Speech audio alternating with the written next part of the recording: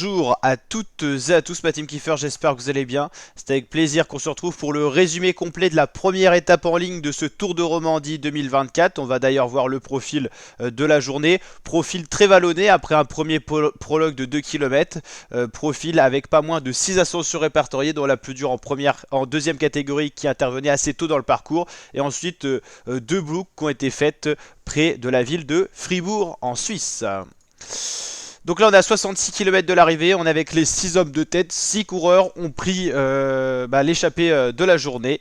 On retrouve à l'avant notamment Joey Roscoff, on retrouve également Masnada pour la Quick Step et également d'autres coureurs. Donc 6 coureurs composent l'échappée. Derrière dans le peloton c'est la Movistar qui roule, la Education First également et la Lidl Trek. Pas mal de coureurs pensent pouvoir gagner l'étape en cas de sprint massif.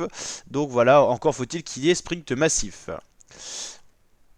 On est toujours avec l'échappée et le peloton emmené par l'Education First à 49 km de l'arrivée, plus que 2 minutes 14 d'avance pour l'échappée. L'écart n'est pas grand, vous l'avez bien compris, le peloton gère quand même cette échappée de loin. La Lidl Trek qui prend également les choses en main. Là c'est Eurosport qui fait son annonce pour le Giro d'Italia qui arrive très bientôt, qu'on suivra d'ailleurs en intégralité sur la chaîne YouTube à partir du 4 mai, du samedi 4 mai. Ça arrive très vite, donc c'est pas le week-end qui arrive mais le week-end d'après. Les 6 hommes de tête qui passent une première fois sur la ligne d'arrivée, on l'a dit, c'est un circuit. Le peloton qui est un petit peu en recherche d'une certaine dynamique. Il n'y a pas vraiment de gros trains de sprinters, donc c'est un petit peu le bazar. Ici on est dans une des grosses côtes de la journée. On voit Joey Roscoff en dernière position, l'américain qui est plutôt rouleur a du mal. Du côté du peloton, c'est la Visma Leise Bike qui prend les choses en main pour essayer de revenir sur cette échappée. Voilà, le tempo est fort. Et du côté de la UAE, Team Emirates, ça va attaquer avec un jeune coureur. Alors, je voudrais pas vous dire de bêtises. On va regarder ça après. Il est poursuivi par Carapaz et Traknik. Mais du coup, ce jeune coureur de la UAE va partir avec Carapaz. Carapaz qui va pas se mettre dans le rouge, qui va revenir au tempo petit à petit dans cette côte-là. Mais on est loin de l'arrivée, encore 35 km. Et puis, il y a toujours une échappée devant, donc c'est assez risqué comme pari, mais en tout cas on a un duo qui se forme à l'avant. Derrière c'est David Gaudu, on le voit juste là, qui va essayer de se faire la malle du peloton aussi, et à l'arrière du peloton ça souffre. On va avoir donc un trio qui va se regrouper en contre de l'échappée de la journée.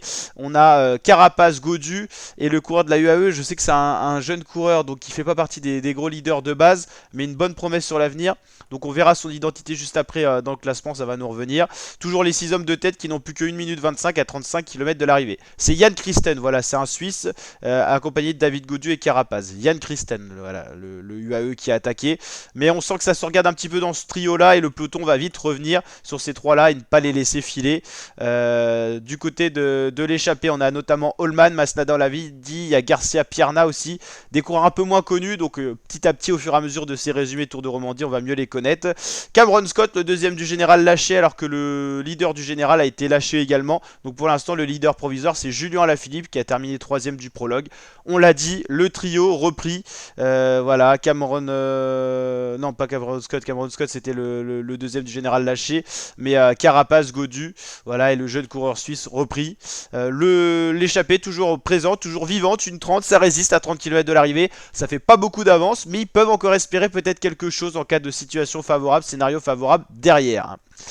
On voit Masnada qui prend un bidon à la voiture Quick Step et c'est le vétéran Robert Gesing, le néerlandais, qui emmène le peloton pour la Visma Leise Bike. 1 minute 11 d'avance à 26 km de l'arrivée. Ça va être compliqué pour les échapper, surtout que derrière il y a plusieurs équipes qui relayent. Movistar, Education First, Visma Leise Bike, Decathlon AG2R pour Dorian Godon ou pourquoi pas Andrea Vendrame. Donc il y a du potentiel. On passe sous la barre de la minute, même 30 secondes à 15 km de l'arrivée, ça se complique, sachant qu'il reste encore une côte qui va relier le 11e au 9e kilomètre. Et à 9 km, on basculera pour un profil assez plat, mais assez sinueux.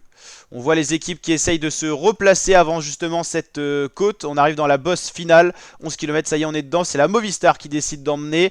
On voit Julien Alaphilippe qui se replace. Il a le maillot du meilleur grimpeur. Alors, il n'est pas meilleur grimpeur officiel, mais il porte par procuration parce qu'on n'a eu qu'un prologue. Donc, il a un maillot distinctif. Julien Alaphilippe qui est bien dans la boule, qui est bien dans le tas. Et Movistar qui emmène avec Henrik Mas en deuxième position. Mais ils vont essayer de jouer le sprint avec Aramburu qui a une bonne pointe de vitesse.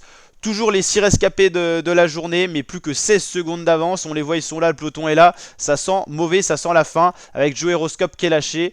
Et derrière, c'est Julien Alaphilippe qui attaque dans le peloton. Lui qui prépare le Giro, il veut se tester. Attaque de Julien, on le connaît pour ce genre d'attaque. C'est très bien suivi de derrière, hein. Notamment encore l'éternel Traknik pour la Jumbo-Visma. Alaphilippe qui essaye de faire le coup des 10 km. Il revient sur les 6 hommes de tête, mais derrière la AG2R a bien contrôlé la Décathlon AG2R pour revenir sur Julien Alaphilippe. Mais belle attaque tout de même, ça montre qu'Alaphilippe est en forme et qu'il réessaye à nouveau de jouer. On le voyait plus déjà depuis quelques saisons parce qu'il était plus trop en forme. Rune Ergoth, un rescapé d'échappée, va essayer de poursuivre son effort, mais ça va rien donner. Masnada va ensuite se sacrifier pour Alaphilippe qui va de nouveau attaquer dans la descente. Julien qui est en forme, deuxième attaque de la journée, mais suivi de près notamment par les Movistar qui veulent un sprint potentiel avec soit Rambourou, soit Henrik Mas selon le contexte. Derrière, ça va se regarder. Il n'y a pas d'équipe majoritaire, donc ça attaque de partout. Là, c'est la Bransgreux qui met un coureur à l'avant à l'attaque. Ça attaque de partout. Il n'y a pas de gros train de sprinter. Donc là, on a de nouveau 3 coureurs qui attaquent. Vlasov avec une nouvelle fois Traknik, l'inépuisable, et Kobe Gossens pour la Lotto Soudal. Et voilà, c'est de nouveau rattrapé par le peloton. Donc un peloton qui se dirige cette fois vers un sprint massif. Ça va de nouveau attaquer. Cette fois, c'est pas Vlasov, c'est Patrick Gamper, l'Autrichien, qui va attaquer pour la Boransgreux, mais il va être repris à nouveau. C'est très bien verrouillé et là on se dirige vraiment vers un sprint massif en petit comité avec des vallons qui ont fatigué certainement les sprinters, donc ça peut être un sprint ouvert. On va voir ce qu'il en est. Alpecin, Tudor qui est là. Ça accélère pour Johnny Vermeersch, mais voilà, ça va pas suffire. On voit les Décathlon AG2R bien lancés. Dorian Godon va lancer Andrea Vendrame. C'est très bien dirigé par Dorian Godon qui paraît très fort. Personne n'arrive à revenir sur les AG2R la mondiale. Et c'est coup double, Vendrame qui va laisser certainement Dorian Godon s'imposer, parce que Dorian Godon était 4ème à la suite du prologue. Il va donc prendre le maillot de leader de ce Tour de Romandie. Full victoire de la Décathlon AG2R la mondiale. Doublé pour Dorian Godon qui gagne l'étape, la première étape en ligne, et qui prend le maillot de jaune de leader, et doublé sur cette étape avec Andrea Vendrame qui fait deuxième, l'italien. Victoire de Dorian Godon, le français, ça fait plaisir. Belle victoire sur ce Tour de Romandie. Le voici, le nouveau leader du classement général. On le voit ici à l'image en haut à gauche de votre écran. Le classement de cette étape: Dorian Godon remporte l'étape devant Andrea Vendrame. Johnny Vermeersch fait quand même 3ème, lui qui s'était mouillé assez tôt dans ce sprint. Milan Menten 4, Kasper Asgreen 5, Matej Govechar 6, 7ème Alex Aramburu. Décevant pour la Movistar qui a fourni un travail conséquent toute la journée. Clément Venturini qu'on avait du mal à distinguer dans le sprint parce qu'il avait encore sa tunique noire, fini 8ème. 9ème Thibaut Gruel et 10ème pour faire ce top 10 le Belge Kobe Gossens. On va aller voir tous les classements. Donc là c'était l'étape du jour. Le classement, par exemple le classement général qui peut être intéressant parce qu'on a beaucoup de Français dans ce classement. Alors est-ce qu'il va être mis à jour? Parce qu'on a toujours un petit problème sur ce Tour de Romandie. Donc voici le vainqueur du jour, Dorian Godon. Pour les classements, ça a toujours du mal à se mettre à jour sur le site officiel du Tour de Romandie. Donc on va essayer de surveiller, enfin de voir comment on peut faire. Alors on va voir les classements, il n'y a rien qui charge. Ok. Tour de Romandie. Alors, ok. Est-ce qu'on va avoir le classement général quand même? Là, on revoit la victoire de Dorian Godon. Ah, le voilà. Le classement général individuel. Montrer tout. Dorian Godon et maillot jaune devant Johnny Vermeersch qui se remonte à la 2ème position. Juju, notre Julien Alaphilippe national 3ème. Donc 2 Français dans le top 3 sur le podium pour l'instant proviseur de ce Tour de Romandie. C'est agréable. Tim Van Dijk, Alex Aramburu, Antoine Aebi, Yann Christen qui a attaqué pour la UAE. On va le retenir, ce jeune coureur de la UAE. Je le connaissais, mais j'ai du mal à retenir son nom. Mais c'est Yann Christen qui a attaqué. Yann Van Wilder, Andrea Vendrame, Matej Govechar. Pour les leaders, alors, est-ce qu'on pourra considérer Alaphilippe comme un leader? Dans ces grandes années, on aurait pu. Van Wilder, je pense que c'est le premier, qui fait d'ailleurs partie de la même équipe que Julien Alaphilippe. Ok. Henrik Mas, qu'on peut sillonner. Bah, forcément, Yann Christen, ça pose question. Est-ce qu'il va être capable d'assumer un leadership dans une équipe où on a déjà Ayuso et Adam Yates? Voilà, d'autres leaders, Lenny Martinez, Juan Ayuso, qui sont déjà un peu plus loin. Adam Yates, Caruso, Simon Yates. Il y a une belle start list, hein, Rigoberto Urán. On a de très bons coureurs. Donc pour les maillots distinctifs, Dorian Godon, maillot jaune.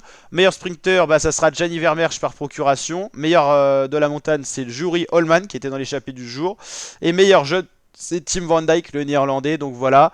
Et demain, on se retrouvera pour la deuxième étape en ligne. Donc en fait, ça sera la troisième quand même. Mais parce que le prologue, vous l'avez compris, inaugural ne compte pas vraiment comme une étape. Demain, c'est la première étape de montagne où on pourra avoir un changement de hiérarchie au général. Et une première explication entre favoris. On n'a que 2 grosses étapes de montagne sur ce Tour de Romandie. Donc il faudra prendre de l'avance pour les leaders dès qu'on le peut avec 2 cols de deuxième catégorie. Allez, ciao l'équipe et je vous dis à très bientôt pour de prochaines vidéos.